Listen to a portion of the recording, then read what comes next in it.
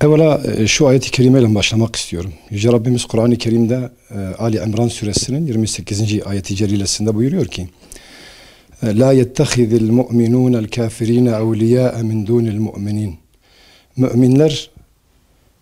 Müminleri bırakıp kafirleri dost edinmesin. وَمَنْ يَفْعَلْ ذَٰلِكَ فَلَيْسَ مِنَ اللّٰهِ فِي شَيْءٍ. Her kim bunu yaparsa, yani kim müminlerin dostluğunu bırakıp da kafirleri dost edinirse, Allah katında hiçbir değeri yoktur. Oysa ki Allahu Teala sadece kendisinden sakınmamızı bize emrediyor. Dönüşümüz de Allah'a olacaktır. Malumunuz Amerika sadece bugün değil, ta 1990'lardan beri, hatta daha önce de burada kiraladığı, görevlendirdiği bazı şebekeler, bazı çeteler eliyle bu bölgeyi dizayn etmeye çalışıyor ve çalışmıştır. 1990'da ise bilfiil Irak'a müdahale ederek, güya o zaman yaptıkları açıklamada Saddam'ın elinde kimyasal silahlar var ve bu kimyasal silahla 300 bin insanı öldürebilecek kapasitededir dediler. Ve 90'dan 2000'e kadar 1 milyondan fazla insan öldürüldü Irak'ta. Tabi buna sebep olan ve öldüren de yine Amerika'ydı. Yine biz o günün görüntülerinde görüyorduk cami minarelerinin roketlerle parçalandığını, yıktırıldığını.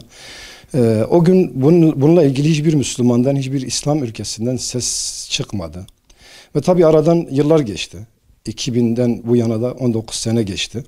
O günden bugüne Irak'ta sular durulmadı. Her gün Irak'ta bombalar patlıyor. Her patlamada 20-30 tane, 10 tane, bazen 80 tane insan hayatını kaybediyor. Bazen Şiilerin camileri bombalanıyor, bazen Sünnilerin camileri bombalanıyor. Ve tabi bununla belki bir mezhep savaşı çıkarırız düşüncesindeydiler. Belki bunda başarılı olamadılar. Ama dünya Müslümanlarının kafasında, gönlünde maalesef o kini, o nefreti oluşturdular.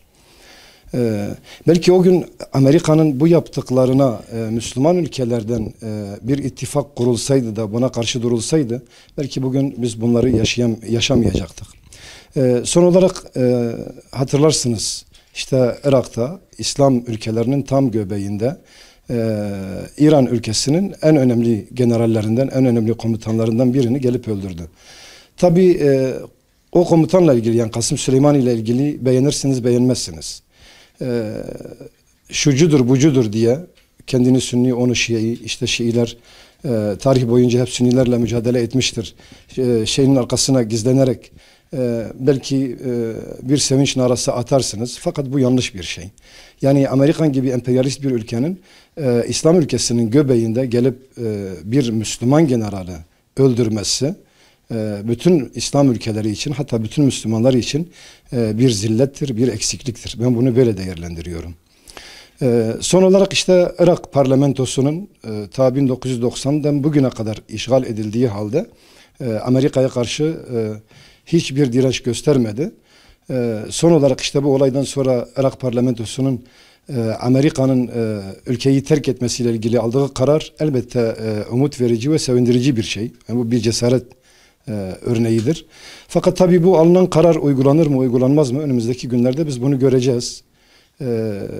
Ne kadar etkili olur bilmiyorum. Geçen de sosyal medyada ben şöyle bir harita gördüm. Sosyal medyada paylaşılmıştı. Bölgede, yani Orta Doğu'da İran'ın dışında bütün ülkelerde Amerika'nın üsleri vardır. Hatta Türkiye'de 4-5 yerde Amerikan üssü vardır.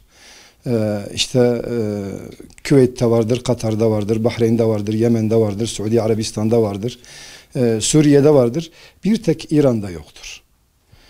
Dolayısıyla her şeyden evvel bu Müslüman ülkelerin bir an önce bu Amerikan üslerini buradan bir şekilde çıkarması lazım. Amerika bu bölgede bulunduğu sürece, bu bölgeye müdahil olduğu sürece bu bölgede sular durulmayacak, bu bölgede sürekli insanlar katledilecek, sürekli insanlar göç etmek, muhaciret yapmak zorunda kalacak, sürekli kadınlar dul kalacak, sürekli çocuklar öldürülecek.